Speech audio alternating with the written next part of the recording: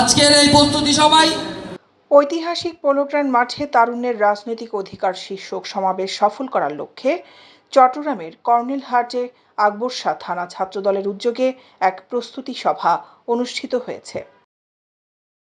মঙ্গলবার ৬ মে বিকেল ৪টার দিকে নগরের আকবর শাহ থানাধীন কর্নেলহাটের ময়ূরী কমিউনিটি সেন্টারে এই অনুষ্ঠান অনুষ্ঠিত হয়।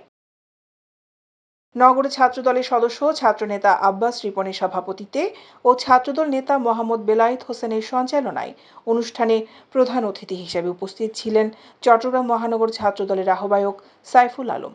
তিনি ছাত্রদল নেতাকর্মীদের উৎসাহ প্রদান করতে দিক নির্দেশনামূলক বক্তব্য প্রদান করেন। সমাবেশটাকে কিভাবে আমরা সাফল্যমণ্ডিত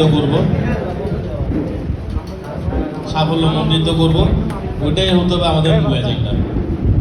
হয়তোবা আমরা অনেক প্রোগ্রাম অতীতে করেছি, অনেক সমাবেশ করেছি, দীর্ঘ 15 বছর তো এই ফেসিস্টের বিরুদ্ধে যুদ্ধ করেই তো গেলাম।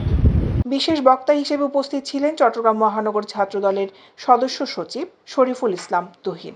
করবেন সমাবেশকে সফল করার জন্য আপনারা নিজেদের মধ্যে প্রস্তুতি নেবেন এবং 10 তারিখে সমাবেশে একটি জিনিস খেয়াল রাখবেন, প্রধান অতিথি বক্তব্য সমাপ্ত করার পর ওই সংখ্যা নিয়েই সমাবেশ স্থল ত্যাগ করবেন।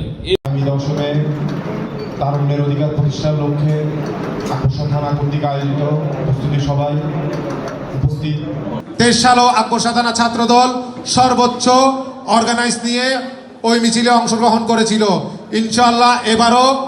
উক্ত অনুষ্ঠানে আরও উপস্থিত ছিলেন নগর ছাত্রদলের যুগ্ম আহ্বায়ক রাজিবুল হক বাপ্পি, যুগ্ম আহ্বায়ক ইসমাইল হোসেন, নগর ছাত্রদলের সদস্য রকি হোসেন পিচ্চি, আকবর শাহ থানা ছাত্রদল নেতা সামির ইবনে জাকির, ফাহিম আহমেদ, রাহাত মাহমুদ, এহসানুল হাকিম সেজান, নুরুল ইসলাম বাবলু, ইফতেখার বিন সাইদ, আরাফাত হোসেন তুষার, 10 নং ওয়ার্ড ছাত্রদল নেতা এস জে রিনাত, রিফাত সহ আরও অনেক নেতাকর্মী। দৈনিক আজাদী নিউজ ডেস্ক।